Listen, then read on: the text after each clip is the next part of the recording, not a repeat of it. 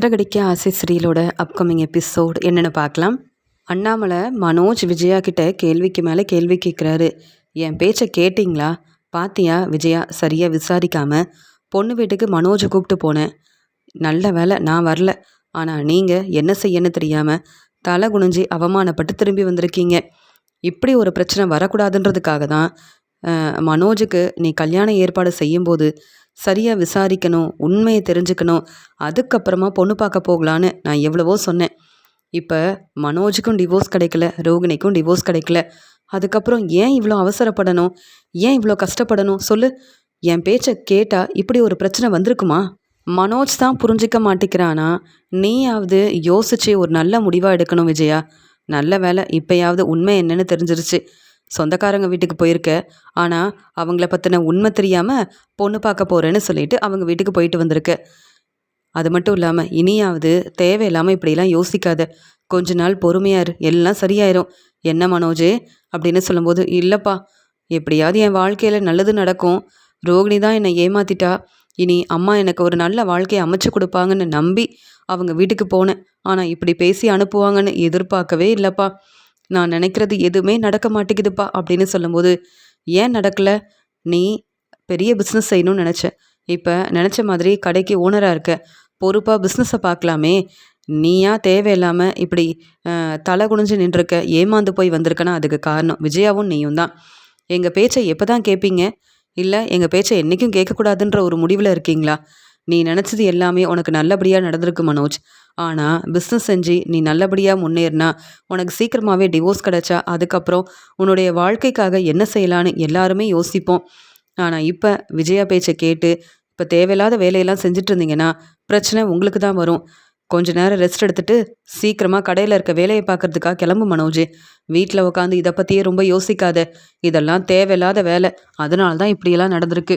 விஜயா பேச்சை கேட்டுட்டு இருந்தேன்னா உனக்கு தான் பிரச்சனைக்கு மேலே பிரச்சனை வரும். இப்போவாது என் பேச்சை நீ கேட்கலாம்ல அப்படின்னு சொல்லும்போது பதில் பேசாமல் மனோஜ் தன்னுடைய ரூமுக்கு போகிறாரு. விஜயா யோசிக்கிறாங்க, எப்போ பார்த்தாலும் ஏதாவது ஒரு பிரச்சனை வந்தால் அந்த பிரச்சனைக்கு காரணமே நான் தானே. என் வீட்டுக்காரர் அண்ணாமலை தேவையில்லாமல் இப்படி பேசுகிறாரு. ஆனால் ஒருவேளை மீனாவால் தான் இப்படிலாம் நடந்திருக்கோன்னு எனக்கு தோணுது அப்படின்னு யோசிக்கிறாங்க. உடனே அண்ணாமலை சொல்கிறாரு, என்ன விஜயா ரொம்ப யோசிக்கிற? நீ தேவையில்லாமல் யோசிக்க வேண்டாம் அப்படின்னு சொல்லும்போது, நான் தான் சொன்னேன்ல மீனாவை பற்றி இந்த வீட்டில் யாரும் பேசாதீங்கன்னு. மீனா இந்த வீட்டுக்கு மருமகளாக வரணும்னு நீங்கள் எல்லாரும் பேசிக்கிட்டே இருந்தீங்க. மீனாவை பற்றி நீங்கள் பேசுனீங்க. அதனால் என் பையன் மனோஜோட வாழ்க்கையில் நிறையா பிரச்சனை வருது அப்படின்னு சொல்லும்போது, என்னது இப்படிலாம் வேற பேசுவியா? ஏற்கனவே எனக்கு இப்படி நடந்ததுக்கு காரணம் மீனா தானே அவங்க அம்மா வீட்டுக்கு அனுப்பிட்ட. ஆனால் இப்படி பேச எப்படி உன்னால் முடியுது விஜயா? இதெல்லாம் சரியில்லை. மீனா சீக்கிரமாக இந்த வீட்டுக்கு மருமகளாக வரணும். புரியுதில்ல? நீ எத்தனை நாள் தான் மனோஜோட வாழ்க்கைக்காக மீனாவை பற்றியும் முத்துவோட வாழ்க்கையை பற்றியும் யோசிக்காமல் இருப்ப? அதனால் மீனாவை பார்த்து பேசிட்டு வரலான்னு நினைக்கிறேன் அப்படின்னு சொல்லும்போது, நீங்கள் எதுக்குங்க அவங்க வீட்டுக்கு போகணும்? மீனா இந்த வீட்டு மருமகளே கிடையாதுன்னு பேசி அவங்க வீட்டுக்கு அனுப்பிட்டேன். இப்போ நீங்கள் போய் பேசினா அப்புறம் மீனா வீட்டில் உள்ள எல்லாரும் என்னை பற்றி என்ன நினைப்பாங்க? அதெல்லாம் மீனாவை பார்க்க நீங்கள் போகவே வேண்டாம் அப்படின்னு சொல்லும்போது, அது எப்படி உன்னுடைய பேச்சை நான் கேட்க முடியும்? நீ என் பேச்சை கேட்கவே மாட்ட. ஆனால் என் பேச்சை கேட்கக்கூடாதுன்ற ஒரு முடிவில் இருக்க. ஆனால் எந்த தப்பும் செய்யாத மீனாவை பார்க்கறதுக்கு நான் போகக்கூடாதுன்னு நீ சொன்னால் நான் கேட்கணுமா? கண்டிப்பாக மீனாவை பார்த்து பேசிட்டு தான் வருவேன். இந்த வீட்டு மருமக மீனா சீக்கிரமாக இந்த வீட்டுக்கு வரணும். அதுக்கு எல்லா ஏற்பாடையும் நான் செய்ய தான் போகிறேன். உன்னால் மீனாவோட அம்மா கஷ்டப்படக்கூடாது. என்ன நடக்குதுன்னே தெரியாமல் அவங்க மீனாவோட வாழ்க்கையை நினச்சி பதட்டமாக இருக்கக்கூடாது. அதனால் மீனாவுக்காக நாங்கள் எல்லாரும் சப்போர்ட் பண்ணுறோன்னு அவங்கள புரிய வைக்கிறதுக்காக பேச தான் போகிறேன். அவங்க நிலமையிலேருந்து யோசிச்சு பாரு. அவங்க பொண்ணு இப்போ அவங்க வீட்டில் இருக்கிறதுனால அவங்க அம்மா வீட்டுக்கு போனதால் சம்மந்தி அம்மா எவ்வளோ யோசிப்பாங்க. சம்மந்தி எவ்வளோ மனசு வேதனைப்படுவாங்க. அதெல்லாம் உனக்கு புரியாது விஜயா. உனக்கு மனோஜோட வாழ்க்கை மட்டும்தான் முக்கியம். அதனால் இப்படிலாம் நீ பேசிகிட்டு இருக்க, இப்படிலாம் தேவையில்லாத வேலையை செய்கிற அப்படின்னு சொல்லிட்டு அண்ணாமலை உடனே அங்கேருந்து கிளம்பும்போது, ஏற்கனவே ரொம்ப முடியாமல் இருக்கீங்க, ரெஸ்ட் எடுக்கிறத விட்டுட்டு இந்த மீனாவை பார்க்க போகணும், மீனாவுக்காக பேசணும்னு எதுக்குங்க தேவையில்லாத வேலையெல்லாம் செய்கிறீங்க அப்படின்னு சொல்லும்போது, உனக்கு எப்படி மனோஜ் முக்கியமோ அதே மாதிரி எனக்கு முத்து மீனா ரொம்பவே முக்கியம். அவங்களுக்காக எவ்வளோ வேணாலும் உதவி செய்வேன். மீனா கிட்ட பேசிட்டு வர்றதுக்காக தானே போகிறேன். அதெல்லாம் சீக்கிரமாக வந்துடுவேன். நீ உன்னுடைய வேலையை பாரு அப்படின்னு சொல்லிட்டு மீனாவை பார்க்கறதுக்காக இங்கே வந்து மீனா வீட்டுக்கு கிளம்பி போகிறாரு அண்ணாமலை. இங்கே அண்ணாமலை வரும்போது மீனா வந்து பூ கடைக்கு கிளம்பிட்டு இருக்காங்க. சந்திரா சொல்கிறாங்க, மீனா வர வர நீ சரியாக சாப்பிட்றதே இல்லை அப்படின்னு சொல்லும்போது, என்னம்மா செய்கிறது, என் மாமியார் கோயிலில் பார்த்தாங்க, சரியாக பேச மாட்டேங்கிறாங்க. ஸ்ருதி தான் அவங்க மருமகன், அவங்க கிட்ட மட்டும் பேசிட்டு கிளம்பி போயிட்டாங்க. இதெல்லாம் யோசிக்கும் போது சரியாக சாப்பிட முடியல, சரியாக ரெஸ்ட் எடுக்க முடியல, கடையில் இருக்க வேலையை கூட பார்க்கவே முடியல தெரியுமா அப்படின்னு சொல்லும்போது, எல்லா பிரச்சனையும் சரியாயிரும். இருந்தாலும் முத்து மாப்பிள்ளை உனக்கு சப்போர்ட் பண்ணுறாருல்ல, அண்ணாமலை அண்ணனும் உனக்கு தானே சப்போர்ட் பண்ணுவார், எல்லா பிரச்சனையும் சரியாயிரும். அதுக்காக நீ சாப்பிடாம இருந்தா எல்லாம் சரியா நடக்குமா மீனா? அப்படின்னு சொல்லும்போது, நீங்க சொல்றது புரியுதும்மா. இருந்தாலும் எத்தன நாள் தான் நம்ம வீட்லயே இருக்க முடியும்? என் மாமியார் வீட்ல இருந்தா தானம்மா எனக்கும் மதிப்பு மரியாதை கிடைக்கும். அத விஜயா அத்த புரிஞ்சுக்க மாட்டேங்கிறாங்கம்மா. சரி நான் கடைக்கு போயிட்டு வரேன் அப்படின்னு ரொம்ப அமைதியா மீனா கடைக்கு கிளம்பும்போது, அங்க அண்ணாமலை வந்து நிக்கிறாரு. மாமா நீங்களா? அப்படின்னு சொல்லிட்டு, வாங்க மாமா அப்படின்னு காஃபி எல்லாம் குடுக்குறாங்க. நல்லா உபசரிக்கிறாங்க மீனா. உடனே சந்திரா சொல்றாங்க, அண்ணே எப்படிண்ணே இருக்கீங்க? உங்கள பார்க்க வரணும்னு நெனச்சேன். ஆனா சம்மந்தி அம்மா சொல்லியிருக்காங்க. அந்த வீட்டு பக்கம் மீனா மட்டும் இல்ல, நாங்களும் வரக்கூடாதுன்னு சொல்லியிருக்காங்களே. அதான் உங்கள பார்க்க வர முடியல. மீனா உங்க வீட்ல மருமகளா இருந்திருந்தா கூட, இங்க விஜயா என்ன பேசினாலும் பரவாயில்லன்னு உங்கள பார்க்க வந்திருப்பேன். ஆனா, இப்ப மீனா என் வீட்லலாம் இருக்கா. எப்படி அண்ணே உங்கள பார்க்கறதுக்கு வர முடியும்? அதான் வர முடியலன்னு சொல்லும்போது, பரவாயில்லம்மா. அத பத்திலாம் நான் எதுவுமே நினைக்கல. நாங்க தான் பெரிய தப்பு பண்ணிட்டோம். மீனாவ உங்க வீட்டுக்கு அனுப்பியிருக்கவே கூடாது. நான் ஹாஸ்பிட்டல்ல இருந்தப்ப விஜயா இப்படி ஒரு முடிவெடுத்திருக்கா. ஆனா, நான் திரும்பி வந்ததுக்கு அப்புறமா இந்த உண்மை தெரிஞ்சது உடனே, மீனா இங்க வரணும்னு எவ்வளவோ இங்க வந்து விஜயா கிட்ட பேசி பார்த்தேன். புரிய வைக்க நினைச்சேன். ஆனா, விஜயாவ பத்தி தான் உங்களுக்கு தெரியுமே. மனோஜோட வாழ்க்கைய பத்தி யோசிக்கிற விஜயா, முத்து மீனாவ பத்தி கொஞ்சம் கூட யோசிக்காம இருக்கா. ஆனா, சீக்கிரமாவே எங்க வீட்டு மருமக மீனாவ எங்க வீட்டுக்கு எப்படி வர வைக்கணும்னு எனக்கு தெரியும். அதுவரைக்கும் மீனாவ நல்லா பார்த்துக்கங்க. மீனா, நீயும் எத பத்தியும் யோசிக்காம நல்லா சாப்பிட்டுட்டு நல்லா ரெஸ்ட் எடும்மா. உங்க வீட்ல தானே இருக்க. நம்ம வீட்டுக்கு வந்தா எப்ப பார்த்தாலும் வேலை தான் முக்கியம்னு கிச்சன்ல இருக்க வேலை, வீட்ல இருக்க வேலைன்னு ஒவ்வொன்னையும் செஞ்சுக்கிட்டே இருப்ப. ஆனா இப்ப விஜயா பேச்ச கேட்க வேண்டாம். நிம்மதியா இருக்கலாம்ல. நாங்க எல்லாரும் உனக்கு சப்போர்ட் பண்ண இருக்கோன்றதுக்காக தான் உன்னை பார்த்து பேசிட்டு போலாமேன்னு வந்தேன். கடையில வேலையெல்லாம் எப்படிம்மா நடக்குது அப்படின்னு கேட்குறாங்க. கடையில இருக்க வேலையெல்லாம் நல்லபடியா தான் செய்றேன். டெக்கரேஷன் ஆர்டரும் அப்பப்ப கிடைக்குது. என்னுடைய வேலை நல்லபடியா நடக்குது மாமா அப்படின்னு சொல்றாங்க. சரிம்மா நீ கவலைப்படாம இரு. எப்பயுமே உனக்கு சப்போர்ட் பண்ண நானும் முத்துவும் இருக்கிறதுனால சீக்கிரமாவே எங்க வீட்டுக்கு உன்ன வர வைப்போம். அதுவரைக்கும் கொஞ்சம் பொறுமையா இருங்க. இங்க விஜயா கிட்ட பேசி புரிய வச்சதுக்கு அப்புறமா மீனாவுக்கு கண்டிப்பா முத்துவால எல்லாமே நல்லபடியா நடக்கும். மீனா நீ நெனச்ச வாழ்க்கை உனக்கு நல்லபடியா அமையும்மா. நீ எங்க வீட்டுக்கு வரதான் போற. நம்ம வீட்டுக்கு நீ வரணும் கண்டிப்பா அப்படின்னு பேசிட்டு இருக்கும்போது, உங்களுக்காக சமைச்சு வச்சிருக்கேன். என் வீட்டுக்காரர் வந்து இந்த சாப்பாடெல்லாம் கொண்டு வந்து கொடுக்கணும்னு நெனச்சேன். ஆனா நீங்களே வந்துட்டீங்க அப்படின்னு சொல்லும்போது, பொறுப்பா எங்க வீட்டு மருமகளாவே இல்லனாலும், எங்களுக்கு என்ன பிடிக்கும்னு பார்த்து சமைச்சு குடுக்குற. உன்னுடைய அருமை பெருமை என்னன்னு விஜயாவுக்கு தெரிய மாட்டேங்குது பாரு. அப்படின்னு சொல்லி பேசிட்டு இருக்கும்போது, சாப்பாடெல்லாம் கொண்டு வந்து குடுக்குறாங்க மீனா. எங்க வீட்ல நீ வந்து சமைச்சு எவ்வளோ நாள் ஆகுது? சீக்கிரமாவே வந்து எங்களுக்காக ஒவ்வொன்னையும் பார்த்து பார்த்து சமைச்சு குடுக்கணுமா? அது மட்டும் இல்ல, நீ தான் பொறுப்பான மருமகன்னு விஜயா புரிஞ்சுக்க தான் போறா. அப்படின்னு பெருமையா பேசிட்டு இருக்காரு. இங்க வந்து அண்ணாமலை. உடனே சந்திரா சொல்றாங்க, "பரவாயில்லண்ணே, நீங்களாவது வந்து மீனா கிட்ட பேசிட்டு இருக்கீங்க சந்தோஷமா. மீனாவ பத்தி நீங்க புரிஞ்சுக்கிட்டீங்கல்ல, அதுவே போதும். நீங்க சொல்ற வரைக்கும் மீனா எங்க வீட்லயே இருக்கட்டும். எந்த பிரச்சனையும் இல்ல. மீனாவ நாங்க நல்லபடியா பார்த்துப்போம்." அப்படின்னு சொல்லி நம்பிக்கையா பேசுறாங்க இங்க சந்திரா. "எனக்கு இதெல்லாம் தெரியும். இருந்தாலும் மீனாவ பார்த்துட்டு போணுன்றதுக்காக தான் வந்தேன்." அப்படின்னு சொல்லும்போது, "மாமா நீங்க நல்லா ரெஸ்ட் எடுங்க. அது மட்டும் இல்ல, என்ன பார்க்கறதுக்காக கஷ்டப்பட்டு வந்திருக்கீங்க." அப்படின்னு பேசிட்டு இருக்கும்போது, "பரவாயில்லம்மா மீனா. உன்னை பார்த்து பேசிட்டேன்ல, இப்பதான் நிம்மதியா இருக்கு. சரி நான் கிளம்புறேம்மா." அப்படின்னு விஜயா வீட்டுக்கு கிளம்புறாரு அண்ணாமலை. இங்க சத்யா கிளம்புறாரு. உடனே மீனா கேட்குறாங்க, "இன்னைக்கு ஆஃபீஸ் போக வேண்டான்னு சொன்னியே, இப்ப என்ன வேலை இருக்குன்னு சொல்லிட்டு கிளம்புற?" அப்படின்னு சொல்லும்போது, "இல்ல என் ஃப்ரெண்ட பார்க்கறதுக்காக போறேன். வேற ஒண்ணும் இல்ல." அப்படின்னு சொல்லி சமாளிக்கிறாரு. மீனா சந்தேகப்படுறாங்க. மீனா எப்பயும் போல பூக்கடைக்கு கிளம்பி வராங்க. அந்த சமயம் சத்யாவையும் பார்க்குறாங்க, ரேகாவையும் பார்க்குறாங்க. 2 பேரும் நின்னு பேசிட்டு இருக்காங்க. உடனே மீனாவுக்கு ரொம்ப கோவம் வருது. எவ்வளவோ இங்க சத்யா கிட்ட பேசியிருக்கேன்.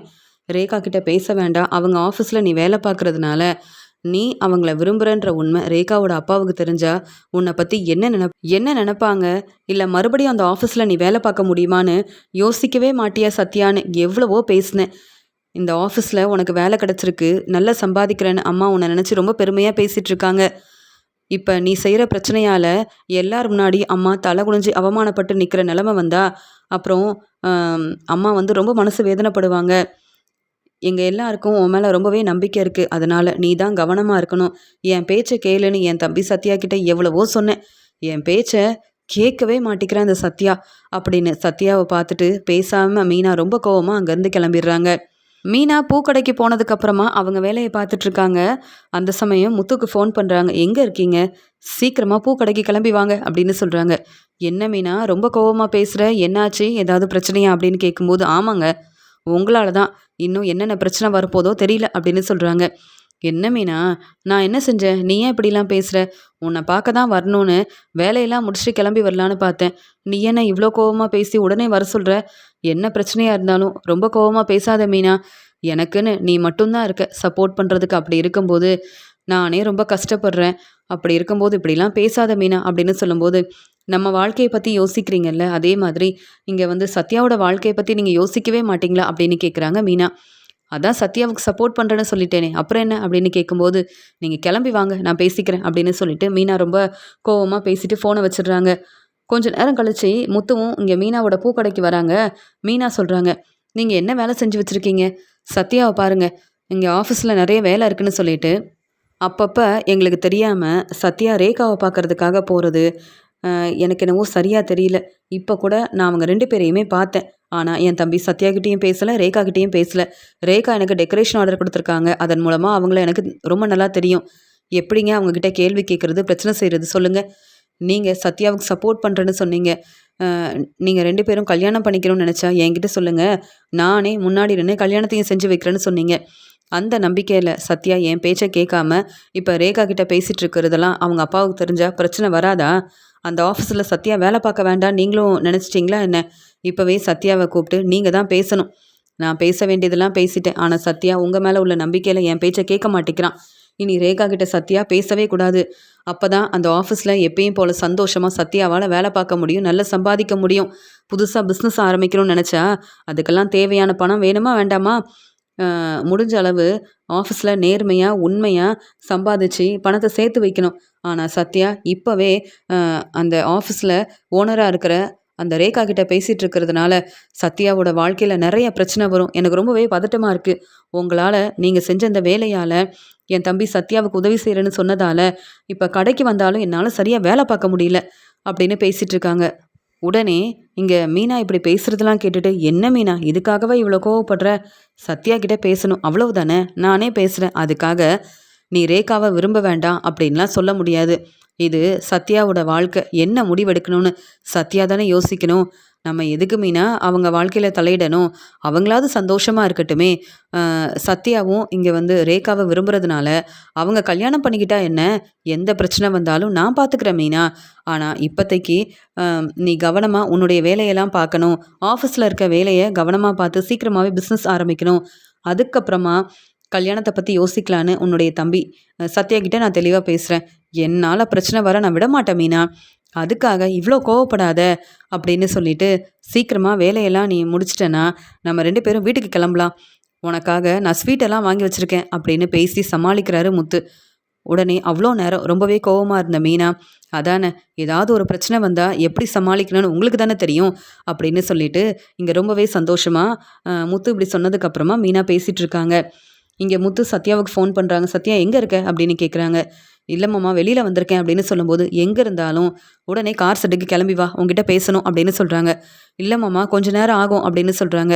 அதான் சொன்னேன்ல, எந்த வேலையாக இருந்தாலும் அதை அப்படியே விட்டுட்டு கிளம்பி வா, நிறைய பேச வேண்டியது இருக்குது, உன்னுடைய வாழ்க்கையை பற்றி நான் பேச வேண்டியது இருக்குது அப்படின்னு சொல்லி முத்து கூப்பிடுறாரு. உடனே இங்கே சத்யாவும் ரொம்பவே பதட்டமாக முத்துவை பார்க்கறதுக்காக கார் செட்டுக்கு கிளம்பி வராரு.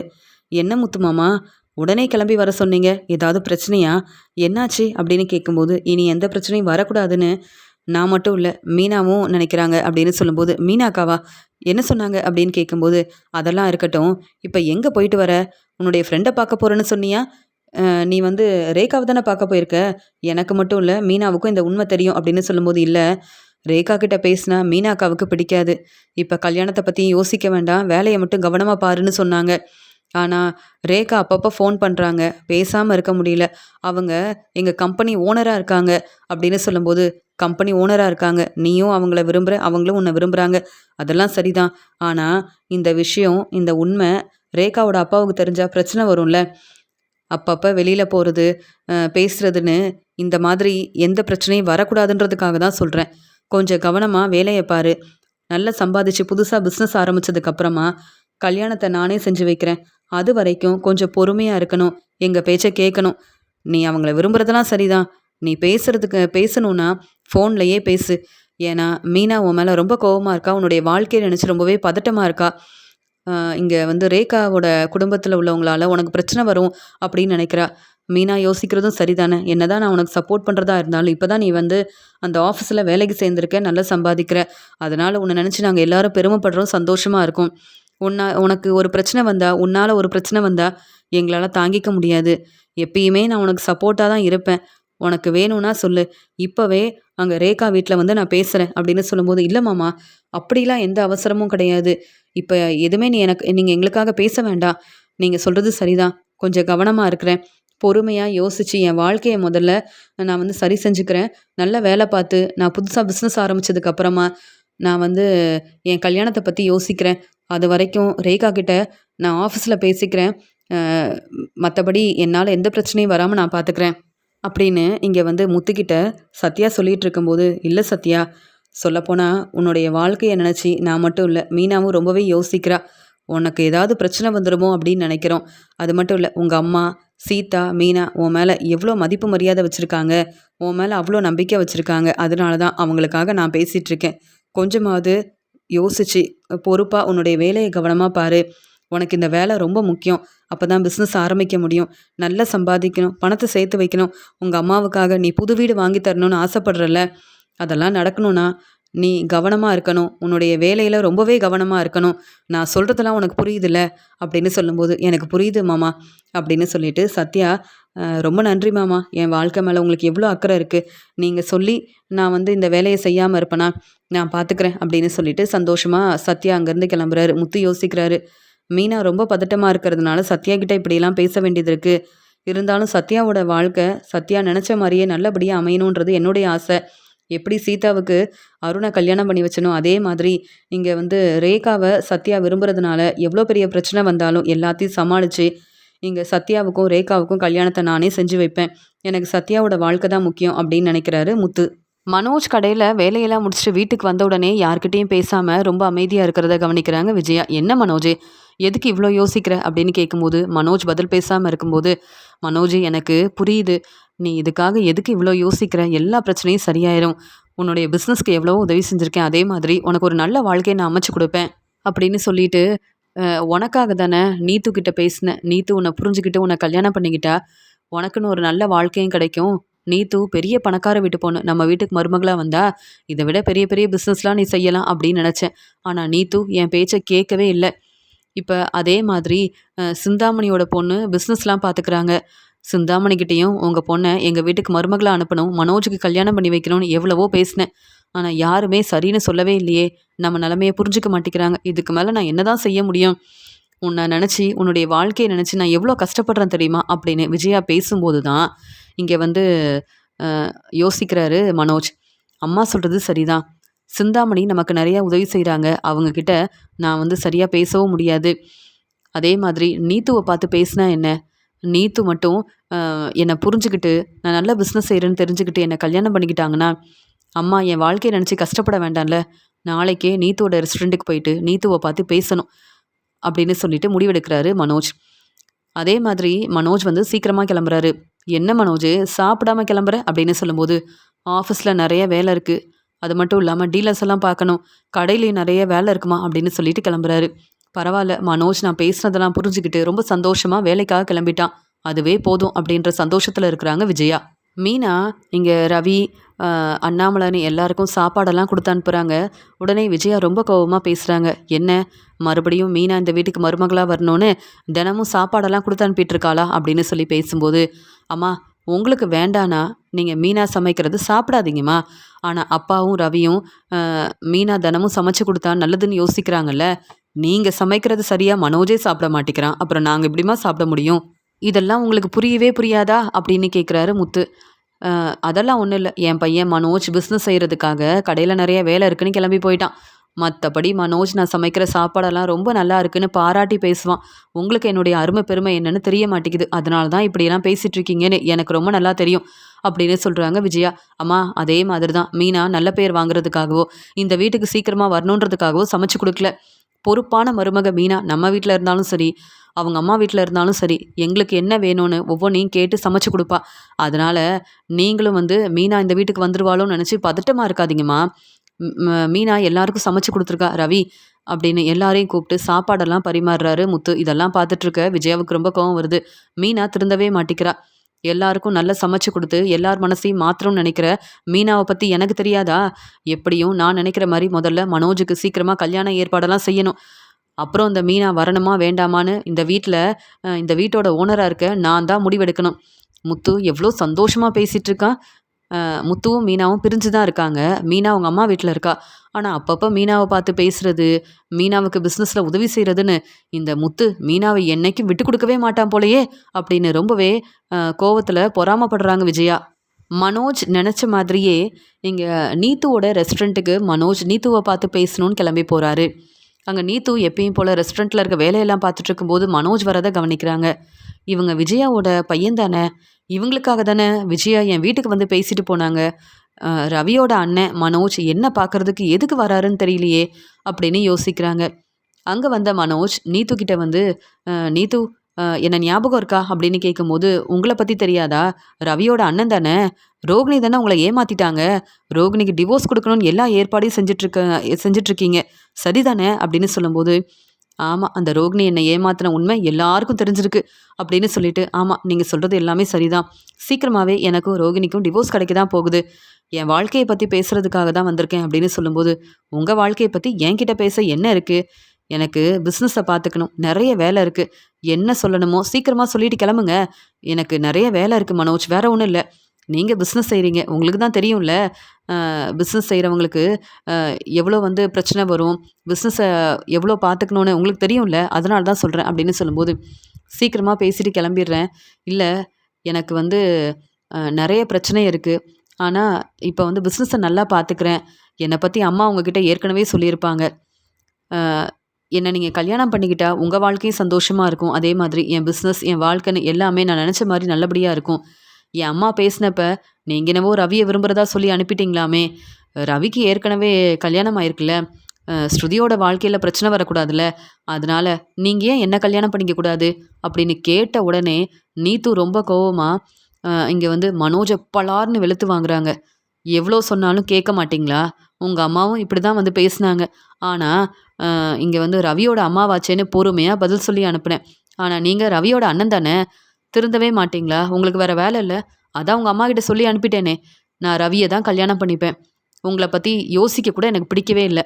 முதல்ல நீங்கள் இங்கேருந்து கிளம்புறீங்களா, இல்லை இப்போவே ரவியை வர சொல்லட்டுமா அப்படின்னு சொல்லி கேட்குறாங்க.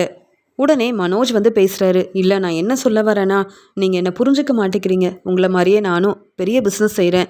நீங்கள் மட்டும் என்னை கல்யாணம் பண்ணிக்கிட்டீங்கன்னா என் வாழ்க்கை சந்தோஷமாக இருக்கும். என் வாழ்க்கையை நினச்சி என் அம்மா ரொம்ப கஷ்டப்படுறாங்க. இதெல்லாம் சொல்லலாம் நினைக்கிறதுக்குள்ளே பலார்னு வெளுத்து வாங்கிட்டீங்களே நீத்து அப்படின்னு சொல்லும்போது, போதும் இனியும் நீங்கள் பேச வேண்டாம். உங்கள் அம்மா கிட்ட பேச வேண்டிய எல்லாத்தையும் பேசி தான் அனுப்புனேன். வேணும்னா நான் எவ்வளோ வேணாலும் பணம் கொடுக்குறேன். எனக்கும் ரவிக்கும் நீங்களே கல்யாணம் பண்ணி வைங்க. என்னுடைய வாழ்க்கைக்கு நீங்கள் உதவி செய்யுங்க மனோஜ் அப்படின்னு சொல்லும்போது, என்ன நீத்து இப்படி பேசுகிறாங்க?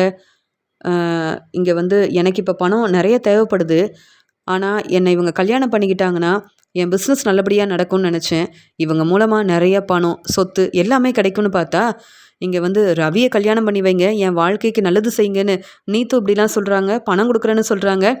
ஒருவேளை இவங்கள கல்யாணம் பண்ணிக்கிறத விட இவங்க சொல்கிற மாதிரியே நம்ம உதவி செஞ்சோன்னா நிறைய பணம் கிடைக்கும்ல அப்படின்னு சொல்லிட்டு, இப்போ தான் நீத்து பலார்னு வெளுத்து வாங்கியிருக்காங்க, யோசிச்சு தான் இவங்ககிட்ட பேசணும் அப்படின்னு திருன்னு முழிக்கிறாரு மனோஜ்.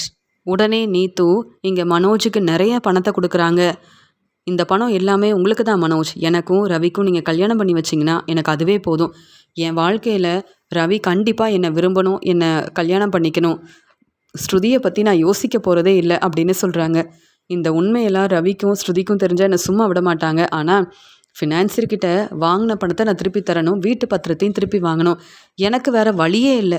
இவ்வளோ பணம் என்ன நம்பி கொடுக்குறாங்கன்னா இந்த பணத்தை வாங்கிட்டு முதல்ல இங்கேருந்து கிளம்பணும். அதுக்கப்புறமா என்ன செய்யலான்னு யோசிப்போம் அப்படின்னு சொல்லிட்டு, சரி நீத்து, நீங்கள் என்னை கல்யாணம் பண்ணிப்பீங்கன்னு நினச்சேன். ஆனால் இப்போ நீங்கள் ரவியை விரும்புகிறதுனால உங்களுக்கு உதவி செய்யலான்னு முடிவெடுத்துட்டேன். என்னுடைய தம்பி ரவிக்கிட்ட பேசி நானே வந்து ரவி மனசை மாற்றுறேன். உங்களை ரவி சீக்கிரமாகவே புரிஞ்சுக்கிட்டு உங்களை தேடி வருவான் அப்படின்னு சொல்லும்போது, பரவாயில்ல மனோஜ், என் வாழ்க்கைக்காக இவ்வளோ பெரிய உதவி செய்கிறேன்னு சொல்லியிருக்கீங்க. இன்னும் உங்களுக்கு பணம் வேணும்னாலும் எனக்கு ஃபோன் பண்ணுங்க. உங்களுக்கு நான் நிறைய பணம் கொடுப்பேன் அப்படின்னு சொல்லும்போது, அப்படியா பரவாயில்லையே, ரொம்ப நன்றிங்க அப்படின்னு சொல்லிட்டு பணத்தை வாங்கிட்டு மனோஜ் அங்கேருந்து கிளம்பிடுறாரு. இங்கே உடனே நீத்துவுக்கு ரொம்ப சந்தோஷமா இருக்கு. விஜயா கிட்ட பேசினேன், அவங்க புரிஞ்சிக்கவே இல்லை. ஆனால் மறுபடியும் இப்போ மனோஜ் என்கிட்ட வந்து கேள்வி கேட்குறாருன்னு ரொம்ப கோவமாக இருந்தேன். ஆனால் மனோஜ் தான் எனக்கும் ரவிக்கும் கல்யாணமே செஞ்சு வைக்க போறாரு. எனக்கு ரொம்ப சந்தோஷமா இருக்கு அப்படின்னு நினைக்கிறாங்க இங்கே வந்து நீத்து. மனோஜ் வீட்டுக்கு வந்த உடனே ரொம்ப சந்தோஷமா விஜயா கிட்ட, அம்மா பாத்தீங்களாம்மா, நான் நல்லா சம்பாதிக்கிறேன்னு நான் சொன்னப்ப யாருமே நம்பலல. இப்ப பாருங்க என்கிட்ட எவ்வளோ பணம் இருக்குன்னு. அம்மா, இந்த பணத்தை ஃபினான்சியர் கிட்ட கொடுத்துட்டா அதுக்கப்புறம் வீட்டு பத்திரத்தை திருப்பி வாங்கிடலாமா அப்படின்னு சொல்லும்போது, மனோஜ் எனக்கு தெரியும் உன்னுடைய திறமை என்னன்னு எனக்கு தெரியும் மனோஜ். நீ நல்லா சம்பாதிச்சு எங்க எல்லாரையும் நல்லா பார்த்துப்பேன்னு எனக்கு தெரியும். உன்னை நம்பி நான் கடன் வாங்கி கொடுத்தேன்ல, இப்ப பாத்தியா நீ நல்லா சம்பாதிக்க ஆரம்பிச்சிட்ட. ஆமா, பெரிய பெரிய ஆர்டர்லாம் கிடைக்குதா? அதனால தான் இவ்ளோ பணம் கிடைச்சிருக்கா? நீ எவ்ளோ கஷ்டப்பட்டு வேலை பார்க்குற, ஆனா சரியா சாப்பிடுறது கூட கிடையாது. உனக்கு என்ன வேணும்னு சொல்லு, உடனே சமைச்சு குடுக்குறேன். மீனா தான் இந்த வீட்டுக்கு வந்து சமைச்சு குடுக்கணும்னு எல்லாரும் என்ன புரிஞ்சுக்காம இருக்காங்க. உனக்காக நான் வந்து என்ன வேணாலும் செய்வேன் மனோஜ் அப்படின்னு. மனோஜ் நல்லா சம்பாதிச்சிருக்காரு, அதான் இவ்ளோ பணம் கொண்டு வந்திருக்காரு அப்படின்னு விஜயா நினச்சுக்கிட்டு இங்க மனோஜுக்கு ஜூஸ் எல்லாம் குடுக்குறாங்க, நல்லா சமைச்சு குடுக்குறாங்க. மனோஜ் நீ நல்லா சாப்பிடு மனோஜ், அப்பதான் பிஸ்னஸை நல்லா பார்க்க முடியும் அப்படின்னு ரொம்பவே சப்போர்ட் பண்றாங்க விஜயா. ரவி எப்பயும் போல ஸ்ருதியோட ரெஸ்டாரண்ட்ல வேலை பார்த்துட்டு இருக்கும்போது நீத்து ஃபோன் பண்றாங்க. இங்க ரவி ரொம்ப கோவமா இந்த நீத்துவுக்கு வேற வேலையே இல்லை அப்படின்னு ஃபோனை எடுக்காம இருக்காரு. உடனே இங்க ஸ்ருதி வந்து, என்ன நீத்து அப்பப்போ ஃபோன் பண்ணிக்கிட்டே இருக்காங்களா? இவங்களுக்கு வேற வேலையே இல்லை, நானே அவங்களுக்கு பதில் சொல்றேன் அப்படின்னு சொல்லிட்டு ஃபோன் எடுத்து பேசுறாங்க. நீத்து, என்ன ரவிக்கு எதுக்கு ஃபோன் பண்றீங்க அப்படின்னு சொல்லி கேட்கும்போது, ஏன் ரவியை நான் விரும்புகிறேன் அதனால ஃபோன் பண்ணுறேன் அப்படின்னு சொல்கிறாங்க. இப்படி பேச உனக்கு அசிங்கமாக இல்லை? ரவி என் வீட்டுக்காரர் தானே, அப்படி இருந்தும் ஏன் புரிஞ்சுக்காம பேசுகிற அப்படின்னு கேட்குறாங்க. ரவியை நான் கல்யாணம் பண்ணிக்க போகிறேன், எனக்கு உதவி செய்கிறதே மனோஜ் தான் அப்படின்னு சொல்லும்போது, மனோஜா என்ன பேசுகிறீங்க நீங்கள், எனக்கு ஒன்றுமே புரியல அப்படின்னு சொல்லும்போது, ஏன் ரவிக்கிட்ட பேசக்கூடாதுன்னு சொல்கிறீங்களே, அது எப்படி நீங்கள் வந்து சொல்லலாம் அப்படின்னு நீத்துவுக்கு ரொம்ப கோவம் வருது. உடனே ரவி சொல்கிறாங்க, என்ன ஸ்ருதி என்ன ஆச்சுன்னு கேட்கும்போது, எனக்கு எதுவுமே புரியல. மனோஜ் தான் உங்களுக்கு கல்யாணம் பண்ணி வைக்க போகிறாங்களாமே, எப்படி மனோஜ் எதுக்காக அப்படிலாம் செய்யணும்னு சொல்லும்போது ரவி உடனே ஃபோனை வாங்குறாரு. நீத்து, என்ன பேசுகிறீங்க? நான் உங்களை கல்யாணம் பண்ணிக்கிறேன்னு எப்பயாவது பேசியிருக்கேனா? இல்லை உங்களை விரும்புகிறேன்னு சொல்லியிருக்கேனா? இதெல்லாம் என்றைக்கும் நடக்க போகிறதே கிடையாது அப்படின்னு சொல்லும்போது, உங்கள் அண்ணன் மனோஜ் தான் என்னை தேடி வந்து பேசினார். நானும் அவருக்கு நிறைய பணம் கொடுத்துருக்கேன். என் தம்பி ரவிக்கிட்ட நான் பேசுகிறேன், உங்களுக்கு நானே கல்யாணத்தெல்லாம் செஞ்சு வைக்கிறேன் அப்படின்னு என்கிட்ட பணம் வாங்கிட்டு போனார் மனோஜ். ஏன் உங்ககிட்ட இந்த உண்மையை சொல்லலையா? இல்லை என்னை பற்றி தான் உங்ககிட்ட பேசி புரிய வைக்கலையா? எப்படியும் உங்கள் அண்ணன் மனோஜ் உங்ககிட்ட பேசியிருப்பாருன்னு தான் சந்தோஷமாக உங்களுக்கு ஃபோன் பண்ண ரவி. ஆனால் மனோஜ் உங்ககிட்ட எதுவுமே சொல்லலையா அப்படின்னு மறுபடியும் கேட்குறாங்க நீத்து. அப்படி மனோஜ் என்கிட்ட சொல்லவும் இல்லை, நீங்கள் பணம் கொடுத்ததை என்னால் நம்பவும் முடியாது. நீங்கள் எதுக்கு மனோஜுக்கு பணம் கொடுக்கணும் அப்படின்னு சொல்லும்போது, என்கிட்ட ஆதாரம் இருக்குது. மனோஜ் தான் நம்மளுக்கு கல்யாணம் பண்ணி வைக்கிறேன்னு சொல்லிட்டு பணம் வாங்கிட்டு போயிருக்காரு. நீங்களும் மனசு மாறி இருப்பீங்க, உங்கள் அண்ணன் மனோஜ் பேசி புரிய வச்சிருப்பாருன்ற நம்பிக்கையில் ஃபோன் பண்ணேன். ஆனால் மனோஜ் என்னை ஏமாத்திட்டாரா அப்படின்னு ரொம்ப கோபமாக பேசுகிறாங்க. நானே ஆதாரத்தை அனுப்பி வைக்கிறேன் பாருங்க. மனோஜ் வந்து என்னை நம்ப வச்சு ஏமாத்துனதுக்கு உங்கள் அண்ணன் மனோஜை நான் சும்மா விடவே மாட்டேன். எனக்கும் உங்களுக்கும் கல்யாணம் நடக்கணும் ரவி, அதுக்காக தான் எவ்வளோ பணம் செலவு பண்ணாலும் பரவாயில்லன்னு மனோஜ் வந்து பேசினப்ப நான் அவருக்கு நிறைய பணம் கொடுத்தேன். ஆனால் ஒன்றுமே தெரியாத மாதிரி பேசுகிறீங்களே ரவி அப்படின்னு நீத்து ரொம்பவே அழ ஆரம்பிக்கிறாங்க. இந்த உண்மை எனக்கு தெரியாது, அதே மாதிரி நீங்கள் சொல்கிறத என்னால் நம்பவும் முடியாது. ஆனால் மனோஜ் அப்படி உண்மையாகவே உங்ககிட்ட பணம் வாங்கியிருந்தா அந்த பணத்தை நான் திருப்பி தந்துடுவேன். நீங்கள் நினைக்கிறது எதுவுமே நடக்காது. ஸ்ருதியை என்னால் விட்டு கொடுக்கவும் முடியாது. ஸ்ருதியை மட்டும்தான் நான் விரும்புகிறேன், ஸ்ருதியை விரும்பி கல்யாணம் பண்ணியிருக்கேன். எப்படி நீங்கள் இப்படிலாம் பேசலாம்? அப்போ மனோஜ் உங்களை ஏமாத்துனது உண்மைதானா அப்படின்னு சொல்லும்போது, உண்மைதான், என்னை வந்து பார்த்து பேசினாரு. நான் தான் நீங்கள் தான் உதவி செய்யணும்னு சொல்லி அவர்கிட்ட உதவி கேட்டேன், பணம் கொடுத்தேன். அந்த பணத்தை வாங்கிட்டு போன மனோஜ் நம்ம கல்யாணத்தை பற்றி உங்ககிட்ட பேசவே இல்லை. இப்படி என்னை ஏமாத்திட்டாரே அப்படின்னு சொல்லிட்டு ஃபோனை வைக்கிறாங்க. ரவிக்கு அவ்வளோ கோவம் வருது. உடனே ஸ்ருதி சொல்கிறாங்க, இந்த மனோஜுக்கு வேறு வேலை இல்லை, இப்படி நீத்துவை ஏமாற்றி பணம் வாங்கிட்டு நம்ம வாழ்க்கையில் பிரச்சனை செய்யணும்னு எப்படி மனோஜ் வந்து நினைக்கலாம்? உங்கள் அண்ணன் மனோஜுக்கு அவரோட வாழ்க்கை மட்டும்தான் முக்கியம், எல்லார்கிட்டையும் நல்ல பேர் வாங்கணும்னு நினைப்பாரு. ஆனால் இங்கே நீத்துவுக்கு உங்களை கல்யாணம் பண்ணி வைக்கிறேன்னு எப்படி இப்படிலாம் பேசி பணம் வாங்கியிருப்பாரு? இந்த விஷயத்தை நான் அப்படியே சும்மா விட போகிறது கிடையாது. என்ன ரவி அமைதியாக இருக்க அப்படின்னு சொல்லும்போது, யோசிக்கிறேன், அந்த மனோஜை பற்றி யோசிக்கிறேன். இவ்வளோ பணம் வாங்கியிருக்கான், என்கிட்ட இதை பற்றி சொல்லவும் இல்லை. அதே மாதிரி அஹ், இந்த பணம் வந்து வேணுன்றதுக்காக தான் நீத்துவுக்கு உதவி செய்கிறேன்னு மனோஜ் வந்து நடித்து ஏமாத்திருக்கானே தவிர்த்து மற்றபடி அஹ், எனக்கும் நீத்துவுக்கும் கல்யாணம் பண்ணி வைக்கணுன்ற எண்ணம் மனோஜுக்கு இல்லவே இல்லை. ஆனால் இப்படி செய்யக்கூடாதுன்னு மனோஜுக்கு இன்னும் புரியலையா? ஏன் வாழ்க்கையில் பிரச்சனை செய்கிறதுக்கு இந்த மனோஜ் திட்டம் போட்டிருக்கானே. பணம் தான் முக்கியம்னு இப்படி ஒரு வேலை செஞ்சுருக்கானே. மனோஜ் என்னுடைய அண்ணன் தான். ஆனால் அதுக்காக என் வாழ்க்கையை பற்றி கொஞ்சம் கூட யோசிக்காமல் இப்படி ஒரு முடிவெடுத்ததுக்கு சரியான பதில் நான் கொடுத்தே ஆகணும் அப்படின்னு ரவி ரொம்ப கோவமாக வீட்டுக்கு கிளம்பி வராரு. ஸ்ருதியும் கண்டிப்பாக கேள்வி கேட்டே ஆகணும். மனோஜை சும்மா விடக்கூடாது. ஏன் வாழ்க்கையில் பிரச்சனை செய்கிறதுக்கு நீத்துவுக்கு வேற உதவி செய்கிறாரு அந்த மனோஜ். இன்னைக்கு நான் பேசிக்கிறேன் அப்படின்னு சொல்லிட்டு வீட்டுக்கு கிளம்பி வராங்க. இங்கே வந்து ரவியும் ஸ்ருதியும். அண்ணாமலை முத்துன்னு எல்லாரும் பேசிட்டு இருக்கும்போது அங்கே வந்த மனோஜ் ரொம்பவே சந்தோஷமா இங்கே விஜயாவுக்கு நகையெல்லாம் வாங்கிட்டு வந்து கொடுக்குறாரு. உடனே அண்ணாமலை வந்து, மனோஜ் இதெல்லாம் இப்போ தேவையா என்ன? பிஸ்னஸை சரியாக பார்த்துப்பேன்னு பார்த்தா என்ன தேவையில்லாமல் செலவு செஞ்சிட்டு இருக்க அப்படின்னு சொல்லும்போது, அப்பா எனக்கு நல்ல வருமானம் வருது, அம்மாவுக்கு என்ன வேணும்னு கேட்டு நான் வந்து ஒவ்வொன்றையும் பார்த்து பார்த்து பார்த்து செஞ்சு கொடுக்குறேன். அம்மாவால் தான் என் வாழ்க்கையில் எல்லாமே நல்லபடியாக நடக்குது. அம்மா என் பிஸ்னஸ்க்கு உதவி செஞ்சுருக்காங்க. என் வாழ்க்கையில் நல்லது நடக்கணும் அப்படின்னு எனக்காக என் வாழ்க்கையை நினச்சி ரொம்பவே கஷ்டப்படுறாங்க, எனக்கு சப்போர்ட் பண்ணுறாங்க. அதனால தான் அம்மாவுக்காக ஒவ்வொன்றையும் பார்த்து பார்த்து செஞ்சிட்ருக்கேன். ஆனால் உங்கள் பையன் முத்து இதே மாதிரி உங்களுக்காக ஏதாவது செஞ்சுருக்கானா? இல்லையே. அதனால் பொறாமையில் பேசாதீங்கப்பா அப்படின்னு சொல்லிட்டு இருக்கும்போது அங்கே வீட்டுக்கு வராரு ரவி. வந்த உடனே மனோஜ் சந்தோஷமாக பேசிகிட்டு இருக்கும்போது எல்லாரும் முன்னாடி மனோஜை பலார் பலார்னு வெளுத்து வாங்குறாரு. என்னது, அம்மாவுக்காக நீ சம்பாதிச்ச பணத்தில் இதெல்லாம் வாங்கிட்டு வந்து கொடுக்குறியா? யாரை ஏமாத்த பார்க்குற? என்ன நினச்சிட்டு இருக்க அப்படின்னு கேள்வி கேட்கும்போது, என்ன எதுக்கு இவ்வளோ கோவப்படுற? அது என்ன, அம்மாவுக்கு நான் எதுவுமே செய்யக்கூடாதுன்னு நினைக்கிறீங்களா? ஏன் எல்லாரும் இப்படிலாம் பேசுகிறீங்க? எனக்கு ஒன்றுமே புரியல அப்படின்னு சொல்லும்போது, என்ன புரியல உனக்கு? நீ என்ன வேலை செஞ்சு வச்சுருக்க? ஏன் வாழ்க்கையில் பிரச்சனை செய்கிறதுக்காகவும் நீ வந்து நீத்துக்கிட்ட நிறைய பணம் வாங்கியிருக்க, நீத்துவை ஏமாத்திருக்க. அது மட்டும் இல்லாமல் எனக்கும் நீத்துவுக்கும் கல்யாணம் செஞ்சு வைக்கிறேன்னு சொல்லி பேசி பணம் வாங்கியிருக்கிறியே, நீ அண்ணன் தானே, இப்படி செய்யலாமா? இப்படி செய்ய உனக்கு அசிங்கமா இல்லை அப்படின்னு சொல்லி கேள்வி கேட்கும்போது ரவிக்கு இந்த உண்மை எப்படி தெரிஞ்சுது அப்படின்னு அவ்வளோ நேரம் ரொம்ப சத்தமாக பேசின மனோஜ் ரொம்ப அமைதியாக பேரதிர்ச்சியோட பார்க்குறாரு. இல்லை ரவி, நான் வேணும்னே பணம் வாங்குறதுக்காக போகலை, என் வாழ்க்கையை பற்றி பேசுறதுக்காக தான் போனேன். நீத்து அப்படின்னு சொல்கிறாங்க. என்ன, நீத்து தான் பணம் கொடுத்தாங்களா? அப்படியே அவங்க பணம் கொடுத்துருந்தாலும் நீ எப்படி அந்த பணத்தை வாங்கலாம்? ரவி வந்து ஸ்ருதியை கல்யாணம் பண்ணியிருக்காங்க, இப்படிலாம் பேசாதீங்க, நீங்கள் நினைக்கிறது எதுவுமே நடக்காதுன்னு எனக்காகவும் என் வாழ்க்கைக்காகவும் சப்போர்ட் பண்ணுறதை விட்டுட்டு பணத்தை வாங்கிட்டு வந்து என்னவோ நீ பிஸ்னஸ் செஞ்சு சம்பாதிச்ச மாதிரி அங்கே நீத்துக்கிட்ட வாங்கின பணத்தை அம்மாவுக்காக இப்படி தேவையில்லாமல் செலவு செஞ்சிட்ருக்க. அவங்க பணத்தை உடனே நீ திருப்பி தரணும். என் வாழ்க்கையிலையும் ஸ்ருதியோட வாழ்க்கையிலையும் பிரச்சனை செய்யலான்னு நீ திட்டம் போட்டு அவங்கக்கிட்ட பணத்தை வாங்கிட்டு நீ சந்தோஷமாக எல்லார்கிட்டையும் நல்ல பேர் வாங்குற. அம்மா உன்னை தலையில் தூக்கி வச்சு கொண்டாடுறாங்க. இப்படி செஞ்சால் இங்கே ரவியோட வாழ்க்கையில் பிரச்சனை வருமேன்னு யோசிக்கவே இல்லை. உனக்கு பணம் தான் முக்கியம். அம்மா உங்களை மாதிரியே இந்த மனோஜும் கொஞ்சம் கூட யோசிக்காமல் பணம் தான் முக்கியம்னு இப்படியெல்லாம் செய்கிறானே, இதெல்லாம் சரியாம்மா? மனோஜை வேற பெருமையாக பேசுகிறீங்க அப்படின்னு சொல்லிட்டு இருக்கும்போது மனோஜ், என்ன மனோஜ், ரவி என்னென்னவோ சொல்கிறான், இதெல்லாம் உண்மையா அப்படின்னு கேட்கும்போது எல்லாமே உண்மைதான். ரவி எதுக்கு இப்படி பேசணும்? இங்கே நீத்து ஃபோன் பண்ணாங்க. எப்போ நமக்கு கல்யாணம் ரவின்னு கேட்குறாங்க. எப்போ நம்ம கல்யாணம் பண்ணிக்கலாம், நமக்கு உதவி செய்கிறதுக்காக தான் மனோஜ் இருக்கார்ல, மனோஜ் கிட்ட நிறைய பணம் கொடுத்துருக்கேன், அவர் வந்து என்னை பற்றி உங்ககிட்ட பேசினாரா, நமக்கு கல்யாணம் ஏற்பாடு பண்ணுறேன்னு சொன்னாரே, மனோஜ் இன்னும் எனக்கு ஃபோன் பண்ணவே இல்லை, மனோஜ் உங்ககிட்ட பேசினாரான்னு அவங்க கேள்வி கேட்குறாங்க. என்ன பதில் சொல்ல முடியும்? நான் இந்த வீட்டில் மருமகளாக இல்லை, என் அம்மா வீட்டில் இருக்கேன், அதுக்காக நான் ரவியை விட்டு கொடுத்துருவேனா? இல்லை இந்த கல்யாணம் நடக்க விட்டுருவேனா? இப்படிலாம் செய்கிறாரு மனோஜ். ஆனால் உங்கள் பையனை தலையில் தூக்கி வச்சு கொண்டாடுறீங்கல்ல அப்படின்னு சொல்லிட்டு ரவி ரொம்ப கோபமாக பேசும்போது ஸ்ருதி இங்கே எல்லார் முன்னாடியும் மனோஜை பலார்னு வெளுத்து வாங்குறாங்க. ஒரு பக்கம் நீத்து பலார்னு வெளுத்து வாங்கினா, அதே மாதிரி இந்த ஸ்ருதியும் இவ்வளோ கோபமாக இப்படி வந்து இப்படிலாம் பேசுகிறாங்களே. ரவிக்கும் நீத்துவுக்கும் கல்யாணம் பண்ணி வைக்கிறேன்னு நீங்கள் சொன்னீங்களா மனோஜ் அப்படின்னு கேட்குறாங்க ஸ்ருதி.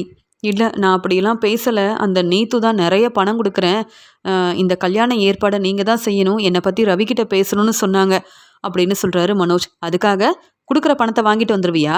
இதெல்லாம் நடக்காதுன்னு தானே சொல்லணும். நீ மட்டும் ஏன் தான் இப்படிலாம் கொஞ்சம் கூட யோசிக்காமல் இப்படி ஒரு முடிவெடுக்கிறியோ தெரியல அப்படின்னு சொல்கிறாரு முத்து.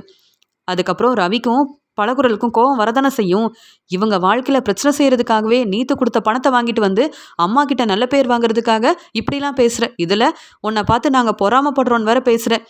நீ அவங்கள ஏமாற்றி பணம் வாங்கிட்டு வந்திருக்க. இப்போவே அவங்க போலீஸ்கிட்ட உதவி கேட்டால் உன்னுடைய நிலைமை என்ன ஆகும் அப்படின்னு சொல்கிறாரு முத்து.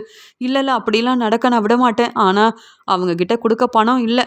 அவங்க கொடுத்த பணத்தெல்லாம் செலவு செஞ்சுட்டேன்னு சொல்லும்போது, மனோஜ் நல்லபடியாக பிஸ்னஸ் செஞ்சு எனக்கு நல்ல வருமானம் வந்ததுன்னு சொன்னியே, எனக்கு வாங்கிட்டு வந்த நகையெல்லாம் பிஸ்னஸ் மூலமாக கிடைச்ச பணத்தில் தான் வாங்கிட்டு வந்தேன்னு சொன்னியே, ஆனால் இப்போ என்ன இப்படி பேசிகிட்டு இருக்கேன்னு கேட்கும்போது, அம்மா மன்னிச்சிடுங்கம்மா, நீத்து கொடுத்த பணம்தாம்மா, ஆனால் பணத்தை தேவையில்லாமல் செலவு செஞ்சிட்டம்மா. இப்போ என்கிட்ட பணம் இல்லைம்மா நீத்துவுக்கு திருப்பி கொடுக்கறதுக்கு, என்னை மன்னிச்சிடுங்கம்மா அப்படின்னு கண் கலங்கி அழ ஆரம்பிக்கிறாரு மனோஜ்.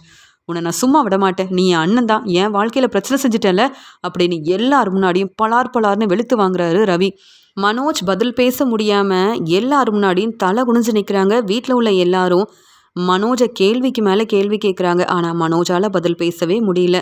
ஸ்ருதியும் ரவியும் என் மேலே ரொம்ப கோபமாக இருக்காங்க, அதுக்கெல்லாம் காரணம் நான் தான் அப்படின்னு பதில் பேசாமல் இருக்கிறாரு மனோஜ். இங்கே அண்ணாமலை சொல்கிறாங்க, விஜயா நீயும் திருந்த போகிறதில்ல, மனோஜும் திருந்த போகிறதே கிடையாது, இனி மனோஜை நம்பி எந்த பிரயோஜனமும் இல்லை அப்படின்னு அண்ணாமலை ரொம்ப கோபமாக பேசுகிறாரு. மனோஜ், நீ நீத்துக்கிட்ட நிறைய பணம் வாங்கியிருக்க, அந்த பணத்தை நீ நீத்துவுக்கு திருப்பி தரணும். இல்லை மறுபடியும் எங்களை ஏமாத்தணும்னு நினச்சா நான் இனியும் பொறுமையாக இருக்கவே மாட்டேன், இனி உன்னை நம்பவே மாட்டேன் மனோஜ் அப்படின்னு மனோஜ் மேலே ரொம்பவே கோபமாக இருக்காரு ரவி.